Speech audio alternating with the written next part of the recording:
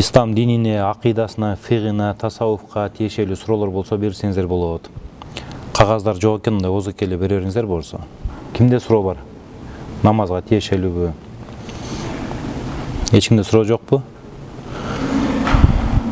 Айтыңыз. Ушул козоону деген кантип бир точканы караш керек, ошондой эмелер барбы?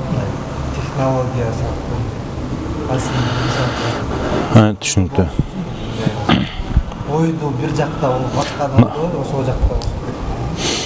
Бул жакта намаз окуп атканда хушу, худоону кантип кылсак болот? Атайын технологиясы барбы? Мисалы бир точканы карап окуш керекпи деген суроо берди да. Хушу, худу деген сөздөр бул Аллах Тааладан коркуу, азабынан коркуу, Аллах Тааланы эскерип туруу деген мааниде болот да намазда.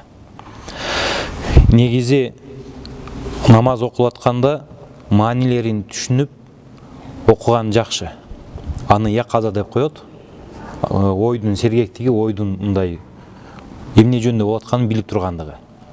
Анан ошол айтып аткан нерсеңизди түшүнүп эле калбастан, ошону жоон териңиз менен сезип окушуңуз дагы ушул хушу, худу деген сөз болот да.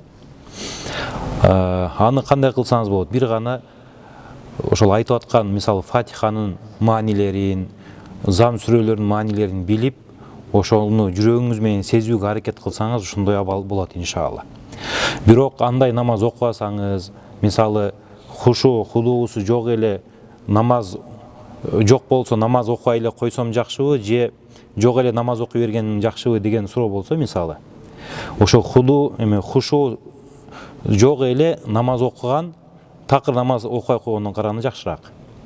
Бирок мүмкүн болушунча Аллах Тааланы эстеп, кимдин астында турасың, ошону билип окуган жакшыраак. Ал үчүн албетте айтып аткан сөздөрдүн маанисин билиш керек. Жок дегенде же Аллах Тааланын канчалык сизге берген неаматтарын эстетишиңиз керек. Мисалы кулчулугуңузду канчалык сезе билсеңиз, ой жүгүртүп, ошол иншалла хушу, худу болот. Башка суроолор барбы дагы? Мисалы түшүнбөй окуй берсе болбойбу?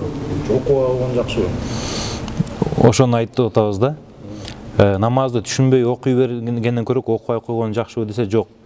Намазды түшүнбөсөңүз дагы, мисалы Фатиханын маанилерин, бирок намаз окуганыңыз аны таштап койгонуңуздан караганда жакшыраак. Бул жактын суроосу ошол окуп аткан нерседе кантип биз Аллах Тааланы эстеп жүрөктөн чыгарбай окуйбуз деген суроо болду да. Капилеттик негизи кайсы нерседен болот? Капилеттик башка ар бир нерседе Аллах Тааладан башка нерсеге, кыскасы, алаксып кетүү капилеттик болот да. Мисалы иш жөнүндө ойлонуп алаксып кетесиз, намаз жөнүндө ойлонбой каласыз, ошол капилетке алып келет. Ошондо ошолорду таштап тахримада Аллах акбар дегенде бардык нерсени өзүңүзгө арам кылып намаз окусаңыз, ошондо иншалла хушу, худу болуп атат да.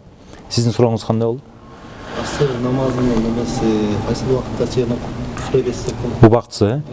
Асыр намазынын убактысы башталышы негизи ар бир нерсенин көлөкөсү өзүнөн 2 эсе узун болгондо асыр намазынын убактысы башталат. Сиз азыр саатты карайсыз дагы, асыр намазынын убактысы кирди дегенде окуй бересиз.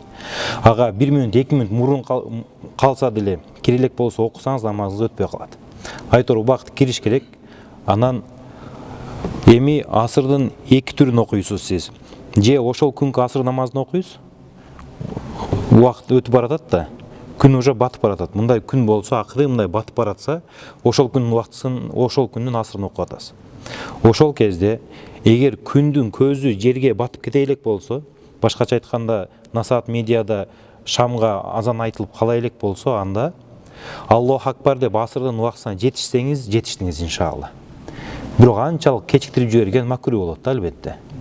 Ошон үчүн уже күн батып баратыптыр, уже 5 мүнөт калды, асыр окубай эле коеюн десеңиз болбой калат. Аллах акбар дегенге жетишесизби, окушуңуз керек болуп калат. Бул түшүнүктүү иншалла. Экинчи түрү бүгүнкү асыр эмес, мурунку каза болгон асырыңыз бар да. Каза намазыңыз бар. Эгер ошол асыр болсо, анда эгер намаз окуп атканда күн батып кетсе, жетишпей каласыз. Макруh болуп калат. Айтор кулак какканга жетишсеңиз, иншалла жетишиңиз болот, бирок макруh. Кайсы убакытта окуган жакшыраак? Асыр убакыт киргенден кийин, ар бир нерсенин көлөкөсү 2 эсе болгондон кийин Анан күздүн көзү өзгөрүп кеткичек деп айтат да китептерде. Күндүн көзү өзгөрүп дегенде мындай күндү карасаңыз көзүңүз уялбай калат. Саргайып баштат го. Ошол кезге чейин кечиктирип койсоңуз макру. Ага чейин окуш керек болот да. Бул жактан да бул суроо окуп анан жооп бере алганды. Сиздер иншалла суроо болсо ойлонуп турсаңыздар. Бөйрөгүм ооруйт. Дарат алсам бутум кошо ооруп басышым кыйын болуп калат. Таяммум менен намаз окусам болобу? Эгер дарат алганда мисалы бутту жууса бөйрөгү ооруп басышы кыйын болуп атса, анда бутуна масы кийип туруп бир сыйра дарат алгандан кийин кадимкидей эле масыга мастарды окуп жүрө берет. Бирок негизи эле колун сууга тийгизсе, бөйрөгү ооруп баса албай калып атса, анда таяммум менен окуса болот. Анткени таяммумду уруксат кылган үзүр нерселер бул суунун жоктугу, же оорунун бар болгондугу, же оорунун күчөп кетиши, же жанагы өлүмгө алып барышы мүмкүн болгон оорулар болот. Бул жерде оору күчөп кетип адам баса албай калган болсо, анда таяммум менен иншалла намаз окуса дурус боло берет. Мен үйдө буйрутма аркылуу булочка, нан жасап сатып келем. Алардын курамында көптүргүч, разрыхлитель дейт, дрожжи, дрожжторкен, суу, май, сахар бар. Аларды көп колдонуу зыян. Сурайын дегеним, жасап сата берсем болобу? Аллах алдында сурак кандай болот? Ар бир нерсенин көп нерсеси зыян негизичи. Ар бир нерсе көп болсо зыян, жада калса суу деле көп болсо зыян болуп калышы мүмкүн. Бул сиз айткан азыркы бул жакта суроочу айткан нерселердин аз көлөмдө болуусу, эгер ден соолукка анчалык зыян келтирбесе, ошондой азык жасап туруп сатса, Алланын алдында иншалла күнөөкөр болбойт. Анткени муктаждык болгондуктан ушул нерселер жазалат, сатылат, желет. Полду швабра менен жууса болбойт деп күйөөм сындырып салды. Швабраны болбойбу? Швабра жанагы таякча полду жуй турганчы, кездемени ороп алып туруп жуйт. Негизи ислам шариятында бир нерсеге өкүм берилиш үчүн сөзсүз анын диндеги далили болуш керек. Ал эми динде 4 эле далил бар. Биринчиси Куран, экинчиси сүннөт, үчүнчүсү бүт аалымдардын бирдиктүү бүтүмү ижма деп коебуз. Төртүнчүсү аалымдын айткан сөзү, кыяс, иштихад деп коебуз. Ошондо жөн эле күйөөңүз эгер мындай болжолдоо эле, же пайгамбарыбыздын заманында швабра деген нерсе жок болчу эле деп сындырып таштап швабра менен жууба десе, албетте бул надандык болот, бул такыбалык болбойт, көр такыбалык болот. Анткени пайгамбарыбыз саллаллаху алейхи ва саллям кылбаган нерсе, пайгамбарыбыз саллаллаху алейхи ва саллям кылбаган нерсени кылуу арам деген түшүнүк бул өтө коркунучтуу түшүнүк. Ат-тарку ла юфидул хурмата. Негизи пайгамбарыбыз кылбай койсо, ал нерсеге арамдын өкүмү берилбейт. Көп нерселер бар пайгамбар саллаллаху алейхи ва саллям заманында болбогон. Пайгамбарыбыз кылбаган үчүн эле аны кылбайбыз, болбойт деп сындырып, ыргытып, талкалап койсо, албетте өзүнүн эле мал мүлкү кеткен болот.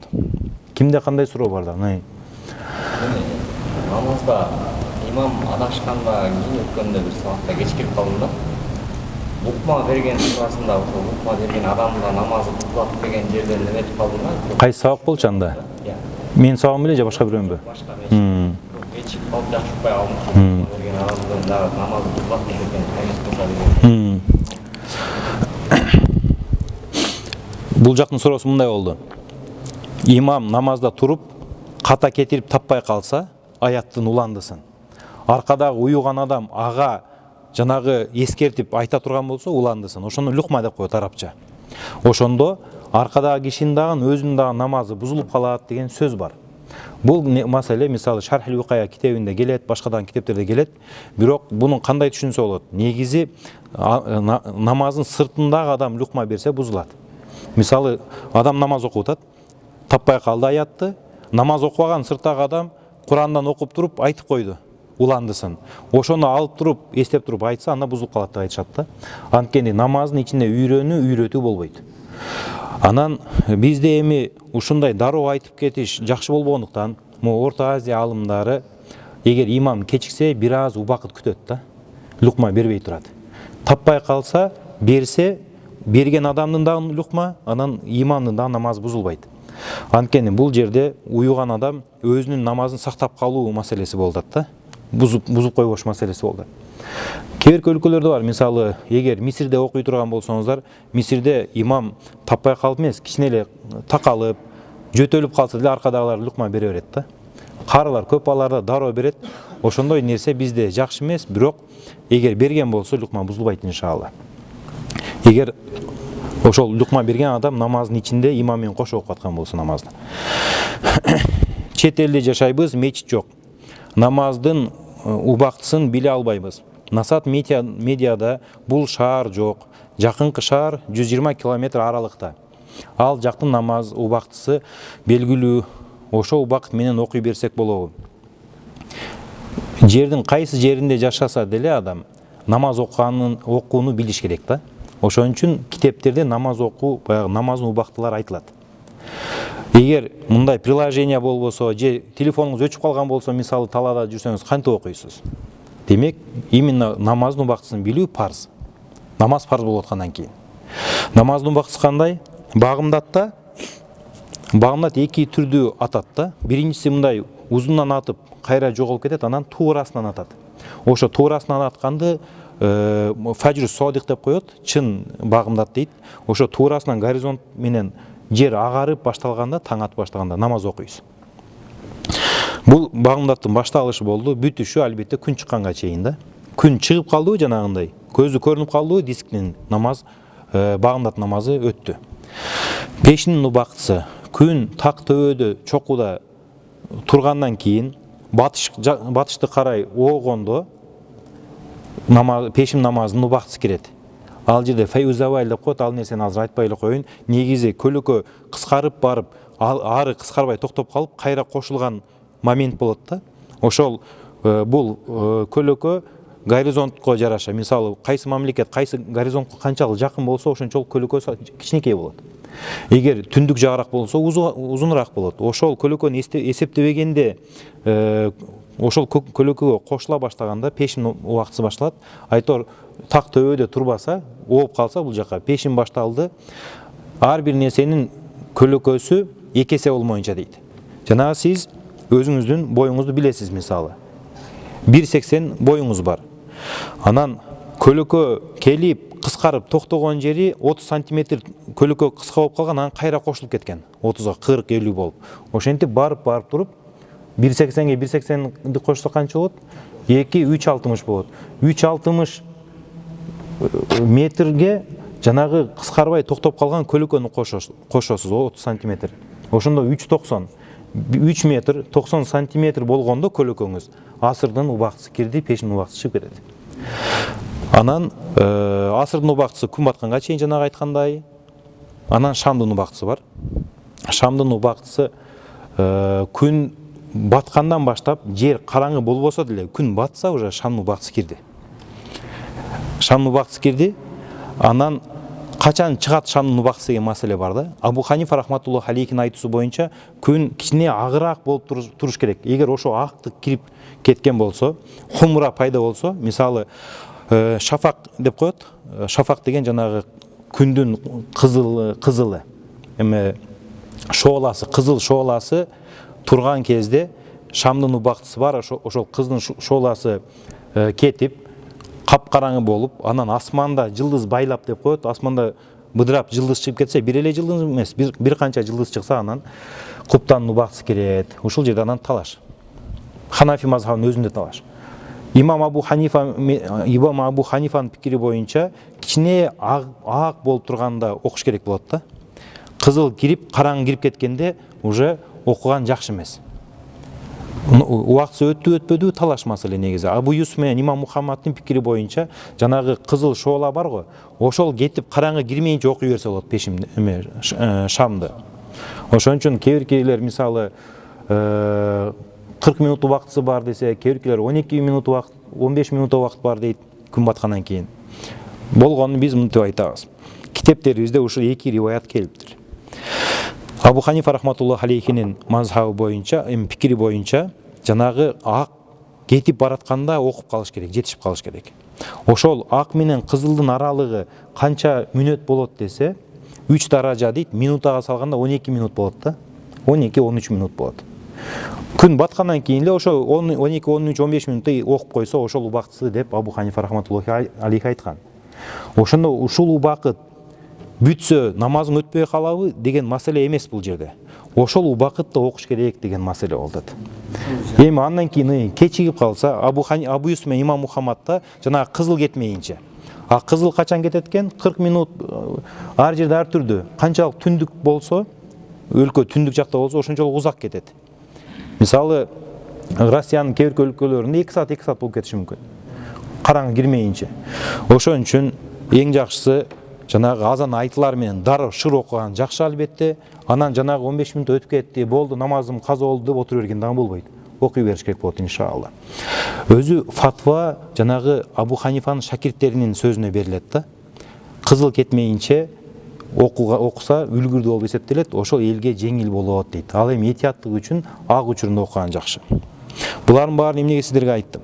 Бул кишинин суроосунда Насат медиа көрсөтпөйт экен, Насат медиада шаары көрсөтпөйт экен, бирок убакытты кантип окуйбуз? 120 километр алыстагы шаар көрсөтүп атат дейт. Эми ал 120 километр алыстагы шаар батыштабы же чыгыштабы же түндүктөбү түштүктөбү ошого дагы жараша болот. Жакшысы мен азыркы айткан убакыттарды билип алган жакшы. Болбосо жанагы болжол менен өзү эсептеш керек болуп калат айтор. Эгер кичине эртерээк кирген болсо, жанагы айтылган шаарда убакыт, ошол убакытты карап туруп эле окуй берсе намаз өтпөй калышы мүмкүн да. Ошон үчүн намаз убактысын билиш керек. Болгондо дагы бир маселе калат. Өтө түндүктө жашаган өлкөлөрдө 6 ай кыш, 6 ай жай болуп калышы мүмкүн да, мисалы. Кээде күн батпай коюшу мүмкүн. Анын өзүнүн маселеси бар. Ошол өлкөлөр ушундай жакынкы күн баткан шаардын убактысына карап намаз окуса болот айтар. Суроолор бар сиздерде? Асырдын акыркы 1 саатында дуалар кабыл болот деп кайсысы? Негизи эле жалпы асырдын убактысы айтылат да. Асыр убактысы бар го, ошол. Ооба. Күн батарга жакын.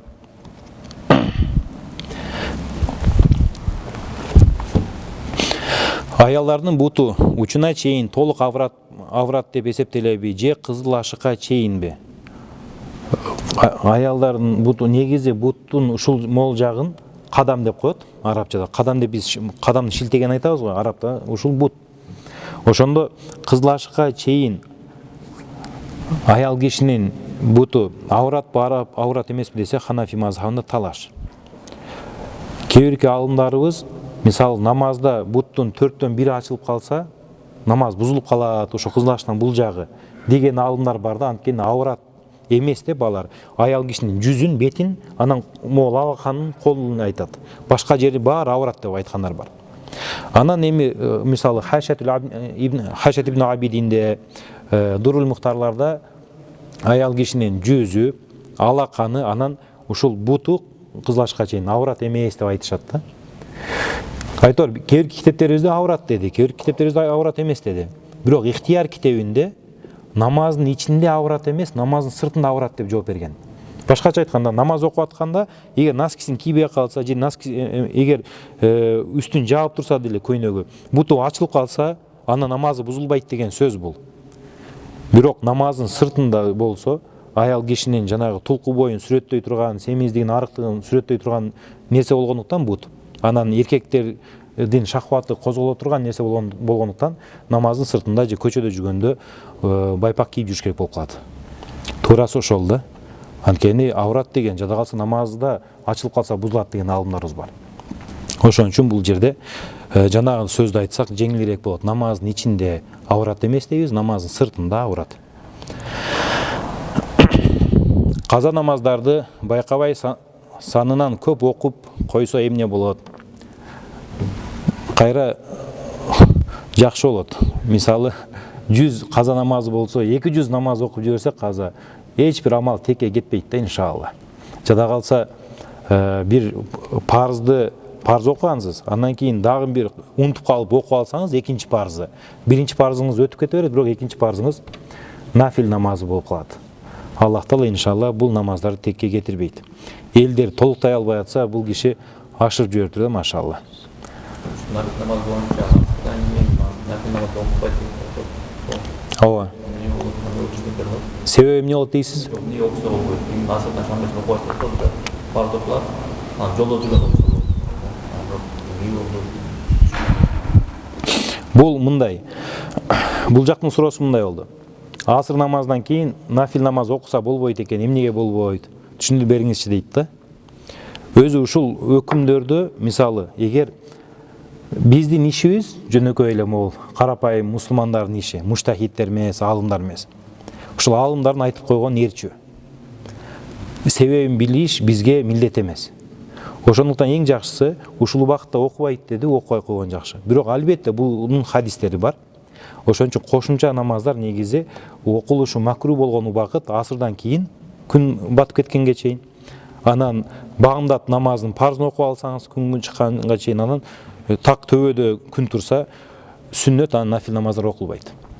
Эң жакшысы ошол шариатта ушундай экен деп койгонуңуз жакшы да. Каза намаз нафил болбогондугу үчүн окуса болот. 4 рекет намаздын ичинде 2 рекеттен кийин атахиятты окуп дуба кылса болобу? 4 рекеттүү намаздын ичинде.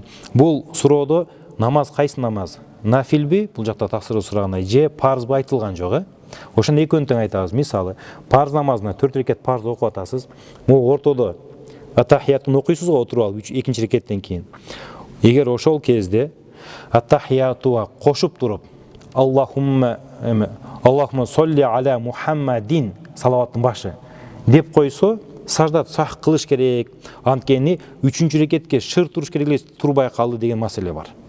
Ошон үчүн парз намазда атахияттын өзүн окуйсуз, салават окубайсыз.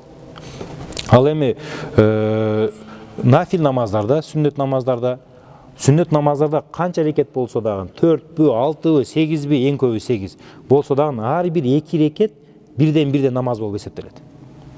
Мисалы 4 рекет намаз окуп атсаңыз, нафил, бул сүннөт намазын айткан жокмун, жөн эле нафилди окуп айтып. Мисалы духа намазын окуп атсаңыз, 2 рекет окуп бүткөндөн кийин 3-чүгө турбай кетип калсаңыз, же 3-чүдө даратыңыз бузулуп калса, экөө өтө берет.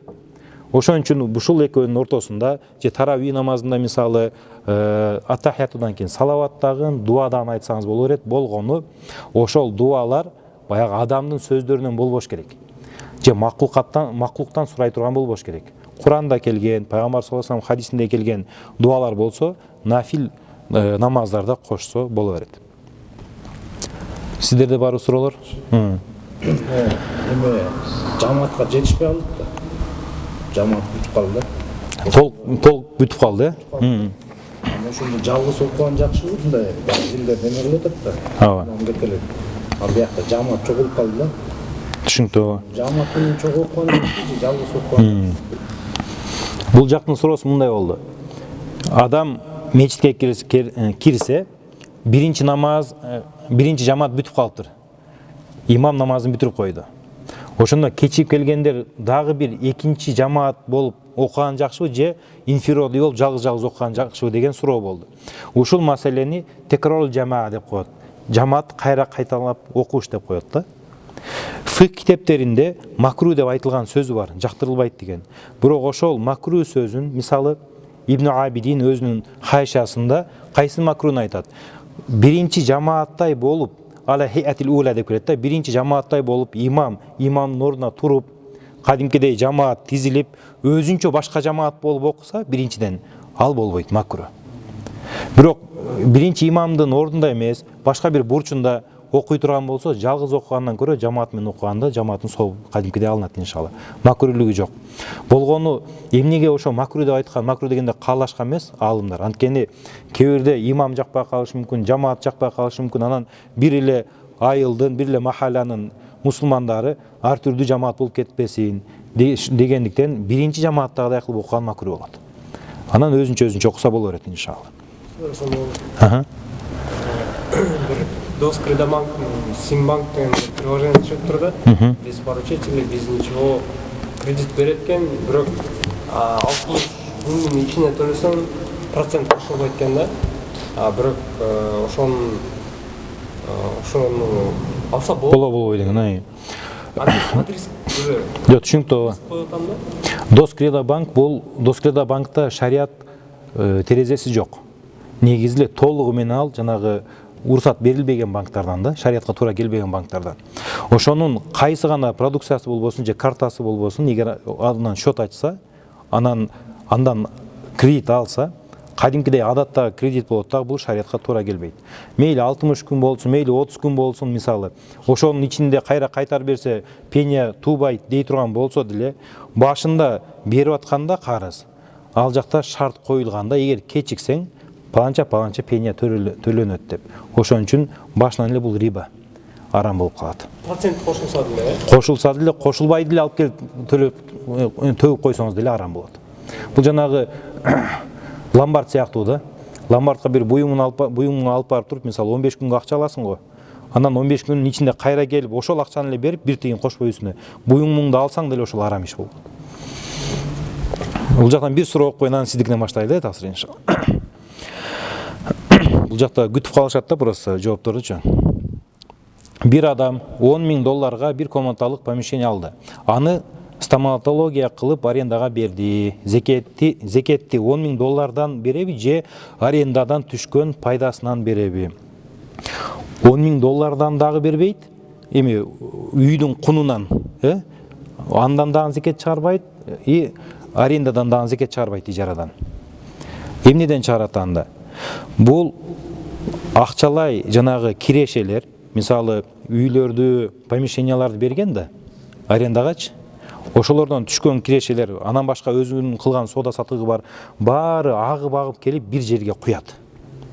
Ошол куйган капиталы бир жылда бир белгилүү бир сумма болот. Ошол суммасы эгер 85 грамм алтындын кунунан ашса, $3,000 примерно ашыгыраак болсо, $10,000 болобу, $20,000 болобу, ошол кирешенин өзүнөн берет. Бирок ошол акчадан алып туруп, мисалы, жер сатып алса, үй сатып алса, машина сатып алса арендага бергенге, машинанын акчасы мисалы $10,000 болсо, ал $10,000 киреше алып келип аткан источник катары эле болот. Андан зекет чыкпайт. Ошол топтогон акча жанагы бир казанга куйганда ошол жактан чыгарат. Кээбиркилер мындай деп ойлойт да, мен мисалы квартирамды 50.000 сомго берсем, бир жыл ай сайын, анан бир жылда мисалы мынча сом болсо, ошонун канчасын берем дейт. Өзүнчө эсептелбейт бул акчалар. Бардык именно алтын, күмүш же акчалай болгон кирешенин баары бир эсептелет дагы, ошого жараша берет. Болгону мал болбосо, анан жанагындай эгин талаадан алынган мөмө болбосо, алар баары бир эсептелет иншалла. Жана эң банктар шарият терезеси барбы? Ошол жерде дагы жанагы бир убагында төлөй албай калсаң, пенянын ордуна садака эмеси бар экен да. Ошол кандай болуп калат? Уже айылып кеттик да ошондой. Садака аны төлөй вовремя алып келбесең, жанагы эмне деп коет? Пеня. Сен садака беришиң керек экен да ошону. Ошо садака ал эле рибага жакыныраактай болуп калабы? Ошо экөөнү айырмай албай анан ошону кетип калып да. Андан кийин эмне кылдыңыздар? Барган жок. Жок, башка кантип чечтиңиздер маселени? Вообще барган жокпуз. Маселе чечилген жок, Мына Эм банкта шарият терезеси бар. Ал жерде 3 шарият кеңеши бар. Бирөөсү Олжобай Дамыла, экинчиси Тажидин Дамыла, үчүнчүсү менмин. Анан мен ал жерде төрагамын. Ошол шарият кеңешинин. Анан ар бир ошол сиз айткан маселелер ошол биздин көздүн алдынан өтөт биринчи. Ошондо бул жактын суроосу мындай болду. Эгер мен мурабахага бир товар сатып алсам, анан айтылган мөөнөттөн кечигип кетсем, анда үстүнө штраф төлөнөт экен, коюлат экен. Ошол нерсе арамга окшошуп калды. Анткени бул жакта деле традициондук кредитте деле ошончо акча берип атасың, бул жакта деле мурабахада ошончо акча берип атасың деп айтышат. Ушундай болду да сурооңуз, Ооба. Ошол мажбурлуу түрдө мен кечиктирсем мынча күнүнө садака берем деп кагаз жазып берет алган адам. Эми мындай деп карайбыз. Азыр мисалы сиз ошол банкка барсаңыз, сизди эч ким тааныбайт. Анан азыр эле эл аябай көп дагы адамдар бири-бирин тааныбайт да. Анан тааныбаган маселеде бул ишеничтүү болобу, кайра акчаны алып келип береби, бербейби? Биринчи маселе турат. Экинчиси, эгер акчаны алып келип бербесе, кантип ошол карызды мен доолаймын деген экинчи маселе турат. Ошондо азыркы күнү бул инструменттен башка вариант жок болуп атат. Өзүн өзү милдеттендирип садака чыгарткандан башка жол жок болуп атат. Кээ бирки майда мисалы телефон саткан жерлерге мындай деп кеңеш беребиз: эгер акчасын төлөбөй койсо мейли деп албай эле кой, бирок милицияга берип кой, чет өлкөгө чалбай калат дейбиз, бирок бизнес бул менен жүрбөйт экен, токтоп калат экен. Ошон үчүн бул жерде сен садакага берип атсаң деле бул деле акча болуп атпайбы, жана үстүнө кошулган акча болуп атпайбы, экөө айырмасы жок болуп калды десеңиз, айырмасы чоң бул жерде. Анткени адаттагы банкта эгер кечигип калса төлөнгөн пения ошол банктын өзүнүн чөнтөгүнө кетет. Ал эми ислам терезеси аркылуу берилген жана финансирование эгер кечигип калса, сиз садака чыгарсаңыз, ошол садакаңыз банктын чөнтөгүнө түшпөйт. Аны атайын 1 жылда бир же 2 айда бир алып келет, кечиктирген адамдарды шарият кеңеш карайт. Анан көбүнчө эгер жүйөлүү себеп менен кечигип калган болсо, кечип жиберишет. Албай эле кой, мисалы бизде ошондой көп болот. Мынча 20 канча миң сом туп жибериптир пениясы, буну пениями дебейт эми анычы, жанагы садакасы. Буну өзүнө эле кайра кайтарып коелу деген чечим болот. Бирок ал атайын эле кечиктирип, ушундай кош көңүлдүү кылып аткан болсо, анда ошонун акчасын атайын мамлекеттик жетимдер үйүнө, мисалы же кары картаңдардын үйү, же рак менен ооруган адамдарга ошол жака төлөп коебуз да. Бул болгону акча доолоо жолу болуп атат, башка бир жол жок. Бул жактан суроону окуп койгула, анан сиздикин айталы. Азыр моуну окуп коелу азыр. Кандай дейсиз? Ошондо телефонду рассрочка саткан болбойбу? Болот. Бул жакта штрафка окшогон жана садака суроосу болду да. Садака эмес, сомдо сатсак, биз банк сатабыз да. Кайсы банк аркылуу сатасыз? Айыл банк болуп өтөлөт да. Кайсы банк? Айыл банк. Айыл банк кайсы эме аркылуу, келишим аркылуу? Ошол жерден өзүлө бизге банктар берет, Жок, ошол мен дагы Айыл банкта иштегенмин да. Болгону мындай, сиз кайсы банк болсо дагы, мисалы Доскредо банкта айттык, шариятский окносу жок ал жактачы. Ошон үчүн мисалы Кыргызстан банкта, М банкта, Айыл банкта, РСК банкта, Бакай банкта, Экоисламикте булардын баарында эки түрдүү бар. Адаттагы банк бар, анан шариятский банк бар. Ошо шариятский аркылуу сатсаңыз боло берет. Бирок шариятский аркылуу болбосо, анда экөөнүн келишимдери окшош эле. Тиги жакта болсо болбой калат. ГИКтен үй алса болобу? ГИК деген бул мамлекеттик ипотека компаниясы да. Мамлекеттик ипотека компаниясында жанагы кечиктирип төлөө шарттарында атайын ошо пениялар кошулган, анан булар ошол компаниянын өзүнө кетет. Ошондуктан негизги өкүмү ГИК аркылуу үй алыш арам. Ипотека аркылуу үй алыш арам. Болгону эгерде ГИКтин коюлган суммасы, мисалы суммасына сиздин акчаңыз жетет, бирок башка жол жок сизде үй ала турган, өтө кымбат айырма болуп атат, же сиз бюджетниксиз, сиздин айлык маянаңыз ошо ГИКке эле жетет да. Анткени ГИК же башка бир банктар аркылуу үй алып атканда алар сиздин кирешеңизди карайт. Киреше булагыңыз мисалы 1 айды жаап жатса, анан 100%-дын бир 50%-ын төлөсөңүз, 50%-ы өзүңүздө калып атса, ошол дагы жашоого жетип атса, анда берет үйдү. Бирок азыр үй алам дегендер мисалы 30%-ын бергенден кийин деле андан кийинки төлөй турган 5 жылга төлөнгөн үйлөрдү ала турган болсо, мисалы 100 миң, 150 миң эң азында төлөйт да. Жөнөкөй кыргыз жаранында 150 миң төлөш үчүн ай сайын анда 300 миң айлык алыш керек. Андай жок эми, бюджеттик мекемелер тем более жок. Ошондуктан ГИКтикке эгер жете турган болсо, сиз төлөй ала турган болсоңуз, анан бул 15-20 жылга майдаланып берилген болсо, мындан башка үй алууга мүмкүнчүлүгүңүз болбосо, мисалы айылыңызда жер жок, жер сатып жиберип үй алгыдай, же кичинекей болсо дагы өзүңүздүн мындай башкалкалай турган үйүңүз жок, такыр квартирада жашап, эгер ушундай болуп жүрө берсе, үй алуу сизде мүмкүнчүлүгү такыр жок болуп калса, ГИКтен үй алууга шарият уруксат берет. Бул жанагы талаада ачка калганда арам малдын этин өлбөй калайын деп жан сакташ үчүн бир тиштем жеген сыяктуу эле уруксаттардын бири.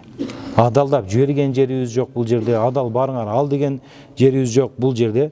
Үй бүлө талаада калбаш үчүн жанагы нерсе ошол абалга уруксат болот. Башка суроо жокпу сиздерде? Бул жактан окуй берейин. Риэлтор болуп иштейм, кээ бир кардарлар мүлктү ипотекага алам деп деши мүмкүн. Риэлторлар ипотека менен салынган үйдүн өзүнүн комиссиясын алганда ошол акча арам болуп калбайбы? Бул риэлтор деген жанагы ортомчу да. Ортодо кардар келет, кардарга үй таап берет, анан ошол кызматына акы алат.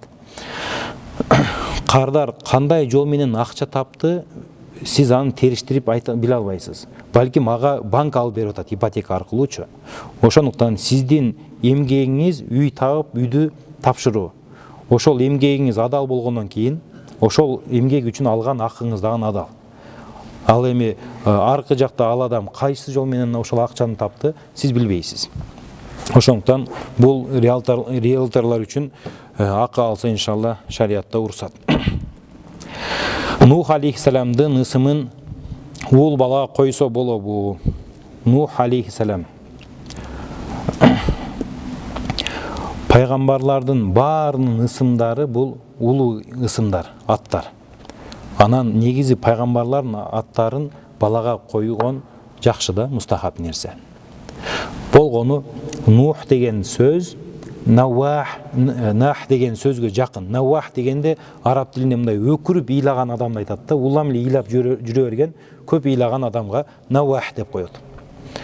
Ошол сөзгө окшоп калып, Нух деген сөз ушул маанини билдирет араб тилинде. Ал эми мааниси жаман болсо ат коюлуп, ошол ат коюлбаш керек деген сөздөр бул Нух алейхиссаламдын атына тиешеси жок. Ошондуктан Нух алейхиссаламдын атын балдарга койсо боло берет. Ушул Нух алейхиссалам балким Лут алейхиссаламдын аттары ошолордун коомунун баягы жамандыгынан аттары дагы бир аз мындай жаманаттуу сыяктуу болуп калганда азырчы. Анткени Лут алейхиссаламдын аты сонун. Бирок Лут коому дегенде коому баягы ыплас жаман нерсе кылгандыктан Лут өзү ошол менен мындай элестетилип калган да. Андай эмес, кайсы гана пайгамбар болбосун, эгер аты пайгамбардын аты болсо анда койсо боло берет иншалла. Эпилепсия оорусун кантип айыктырса болот? Дем салып айыктырса болобу? Эпилепсия деген бул талма болсо керек эле. Муундары тырышып талмасы кармап эсин алып жатып калат. Буну арабча мараду сара деп коет. Сара деген өзүн жоготуп коюу. Ар түрдүү себептер болушу мүмкүн, бирок негизи эле баардык ооруга иншалла чын ыклас менен Аллах Таалага ниет кылып дем салса, Аллах Таала ошол демдин себеби менен айыктырып коюшу толук мүмкүн. Болгону бул дем салуу себептердин эле арасындагы бир себепти кармануу болот да.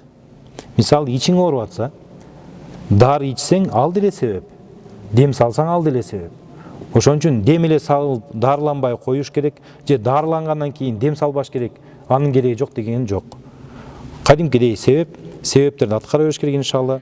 Эпилепсия болсо дагы демди сала бериш керек. Аллах иншалла шифасын берсин. Эгинден үшүрдү бир тууганына берсе болобу? Эжем мени менен жашайт, экинчи топтогу инвалид. Эгиндин үшүрү, зекет, булардын баары бир тууганга берилет. Керек болсо башкага бергенден көрө ошо өзүңдүн бир тууганыңа берген жакшыраак болот. Зекет менен үшүр кимге берилбейт? Өйдө тараптан атага, энеге, чоң ата, чоң энеге, анткени аларды өзүң багууга милдеттүүсүң. Анан төмөн тараптан балдарыңдын балдары, аялың ушуларга бергенге болбойт. Ал эми каптал деп коет арабчада, бул бир туугандар, же эки бир туугандар буларга берсе боло берет иншалла. Бул дүйнөдөгү жакшы амалдарды кылып жатканда эмнени ниет кылып кылабыз?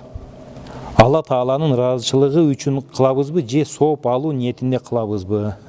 Кээ бирки жакшы амалдарда соопту ниет кылганга жетишпей эле кылып койсо сооп берилеби? Негизи эле соопту ниет кылбаса сооп берилбейби? Бул киши бул суроодо жакшы амалдар, ниет, сооп, ыраазычылык деген сөздөр айтып атат да. Мисалы, Алла Тааланын ыраазычылыгы үчүн кылабызбы же сооп үчүнбү? Ошол сооп Алла Тааланын ыраазычылыгы деген сөз. Ыраазы болуу деген сен сага пайдалуу же сенен зыянды жок кылган нерсе болсо, сен сүйүнсөң ыраазы болосуң адамдачы. Ал эми Алла Тааланын ыраазычылыгын андай деп түшүнбөшүбүз керек. Алла Тааланын ыраазычылыгы дегенде Алла Тааланын сообу деп түшүнөбүз. Сооп деген сөз өзү жаза дегенди билдирет. Арабчада жанагы бир нерсенин артынан берилген ошону кесепети да.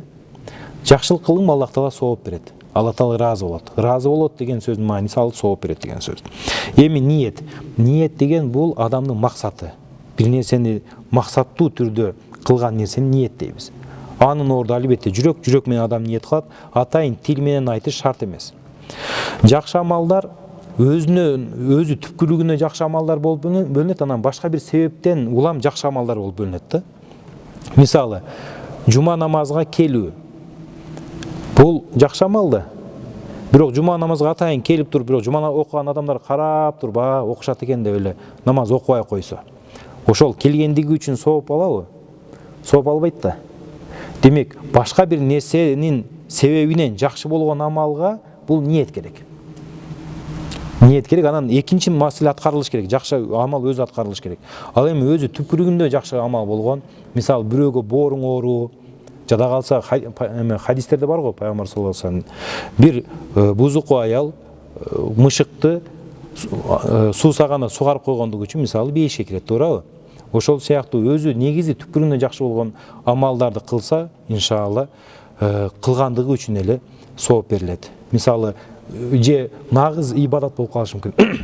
Мисалы, Куран окуу нагыз ибадат да. Куран окуганга ниеттин кереги жок. Ошо Куранды бир карадыңбы сооп, ачтыңбы сооп, окуганың ар бир тамгаң иншалла, ар бир тамгаңа 10 сооптон болот. Суроолор жокпу сиздерде? М-банкта халалный рассрочка М+ дегендер ошону айтып берип коесузбу? Ошону уктум эле да, М+ М-банкта халалный рассрочка М+. Мындай продукция жок да. М-банкта М+ бар. Анан адал деген рассрочка бар. Ал чалик азырынчачы. Жакында чыгат иншалла. Ошондо бул М+тун өзү аркылуу товар алса, шариатка туура келбейт. Ооба, анткени анын ичиндеги шарттар кадимки эле адаттагы кредит. Линиясы эле кредитная линия. Ошон үчүн сен мисалы үстүнөн бир тан тыйын кошпой төлөгөн күндө деле баары бир келишимдин өзү туура эмес болгондуктан М+ аркылуу товар алган шариатка туура келбейт. Именно адал рассрочка чыга элек. Ал чалик. Бирок М+тан башка мисалы Cash to you, анкин Zero деген башка банктардын ушундай продукциялар бар го, ошолор дагы шариатка туура келбейт. Келишим туура эмес болуп аткандыгы үчүн. Адам кандай учурларда динден чыгат? Ушул маселеге кененирээк токтолуп кетесизби? Мага дайыма динден чыгып кеттимби деген ой келе берет дейт, астагфирулла. Имам ат-Тахави айтат да: "Ла яхруджул абду минал иман илля би жухуд ма адхалаху фихи." Адам эмне аны динге киргизген нерсени танмайынча динден чыкпайт дейт. Бизге алхамдулилля динге эмнебиз киргизди? Биздин келимебиз киргизди, туурабы? Ар бир адамдын жашоосундагы эң чоң кылган жакшылыгы ашхаду ан ла илаха иллаллах ашхаду анна Мухаммад расулуллах деген келиме. Мындан өткөн жакшылык жок. Мындан башка бунусу жок, мындан башка жакшылыктардын баары жакшылык эмес. Ошон үчүн адам Алла Тааланын жалгыздыгын мойнуна алып, жүрөгү менен кабыл кылып, жана аны тили менен икрар кылды, ал мусулман иншалла. Ошону танса, анан ал динден чыгат. Эми араб тилинде жухуд, анан инкар деген эки сөз бар. Жухуд, анан инкар. Мен азыр жухуд деген сөздү айтып атам. Кыргыз тилинде экөөнү тең таануу, кабыл кылбоо деп койсок болот. Бирок айырмасын сиздерге айтып берейин. Мисалы, могул жерде бир чайнек турат. Менин шакиртим чайникти алып келди. Чайды ичип койдум. Азыр эле алып келди, 5 мүнөт болду. Анан шакиртке айтып атамын да: "Таксыр, чайнекти чай калбай калды. Чай алып келип бериңиз" дедим. Ошентсем, тиги бала карабастан туруп эле "Чай бар" деди. Башкача айтканда, мен чай жоқ деп атканын ал танып атат. Ушуну келип карап көрдүбү ал, ичин ачып көрдүбү? Ачкан жок, ошол жерде туруп эле танып атат. Жок, чай бар деп атат. Ушуну инкар деп коебуз. Келгенден кийин капкагын ачам, көрөт, куп-кургак экенин көрдү. Чайнекте чай жок экенин көрдү. Ошону көргөндөн кийин деле жок, чай бар деп таанган, бул уже жухуд. Түшүнүктүүбү? Ошондо жухуд деген сөздүн мааниси ачык айкын болуп турган нерсени кабыл кылгысы келбегендер. Ким эгер динде ачык айкын болгон нерсени кабыл кылгысы келбей, түшүндүргөндөн кийин деле болбой атса, анда ошону айтып атабыз. Мисалы, эки эже шоро ичип атып анан кандай окуя болду эле жакында эле. Бирөөсү жолуңду чечпейсиңби дейт, бул арабтардын кийими дейт. Экинчиси жок, жолуңду чечпейм, бул мусулман дейт. Башкалары комментарийде айтат, бул жолукка каршы чыгып атат, значит бул уже капыр болуп калды дейт да. Такфир өкүмүн ким бере алат? Анан качан берилет? Качан жухуд болгондо. Жанагынын алдына бар далилдерди алып келип көрсөткөндөн кийин деле болбой эле жон моюндук кылып кабыл кылбай атса, ошол жухудтук. Билбегендер толтура парз экендигинчи. Билген керкелер чындап эле арабтын кийими деп ойлоп жүргөндөр бар. Аларга дароо эле такфир кыла берген, бул чоң кайра ошол адам өзү капыр болуп калышы мүмкүн, Кудай сактасын. Ошондуктан имам Тахавийдин сонун сөзү бар. Вала яхруджул абду минал иман илля бима bijухуди ма адхалаху фихи. Кайсы нерсе динге киргизсе аны, ошол нерсени таанмайынча капыр болбойт дейт, имандан чыкпайт дейт. Тануу деген сөз кандай болду? Жухуд болду, инкар болдубу? Жухуд болду да. Көзүнө көрүнүп турса деле жок дегенди. Жаркырап күн турса деле күн жок дегендер да, мисалы. Анан дагы бир маселе бар. Бул жерде таксырыз айтат, дайыма динден чыгып кеттимби деген ой боло берет деп. Жок, бул туура эмес. Абу Ханифа рахматуллаху алейхи өзүнүн Аль-Васия китебинде аль-муъмину муъминун хаккан дейт. Ыймандуу адам чындыгында ыймандуу дейт. Ыймандуу адам келме келтиргенден кийин ыйманы жөнүндө шектенбеш керек экен. Анткени ушул нерсени Алла Таала өзү тастыктап атат. Куранда Аузу биллахи минеш шайтанир раджим. Улаика хумул муъминуна хакка. Чындыгында алар муъмин мусулмандар. Лахум даражатун инда роббихим ва магфиратун ва ризқун карим. Алардын Алла Тааланын алдында даражалары бар дейт. Ооба, кейбиркилер күнөөкөр, кейбиркилер таква, кейбиркилер дагы таква. Баары бирдей эмес экен да, ыйманына жараша, амалына жараша. Бирок мусулман келмеси бар, алхамдулилlah мусулман.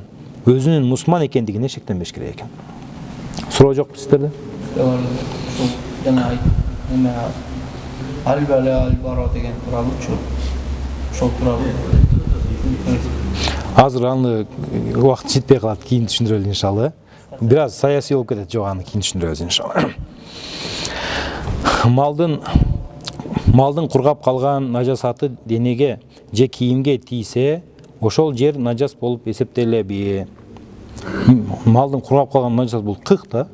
Тезек мисалы. Тезекти көтөрүп келдиң, таштадың, жер кийимде тезектин кургагы бар эле, кагып койдуң, нажасат болду, болбодубу? Биринчи, биз кайсы малдын тезек экенин карашыбыз керек. Эти желе турган малбы, эти желбей турган малбы? Мисалычы, эми эти желе турган мал болсо, анда көйнөктүн, мисалы, жеңдин 4төн 1-инен азырагы ошол нажасат менен болсо, кечиримдүү намаз өтө берет. Эти желе турган малдын нажасаты кыгы болуп аткандыктан. Бирок эти желбей турган болсо, албетте дирхам деп коет, бир аз эле болсо, мындай алаканчалык жерлер нажасат болсо, анда намаз өтпөйт. Ошо бул эгер суюк болуп кийимге тийип, кийимди булгап койгон болсо, ал эми кургак кык, тезек, кургак кийимди булгабайт да. Ошон үчүн кагып калып туруп намаз окуй бересиз иншалла. 4 рекет парз намазында 3-чү рекетинде салават окуп алса, жаңылуу саждасын кылабызбы? 4 рекет парз намазында 3-чү рекетин. Бул кандай болуп калды? Ошо 4 рекет парз намазында 3-чү рекетинде салават окуп алса. Салават негизи 3-чү рекетте окулбайт да. Атахияттын 3-чү рекетте окулат бул.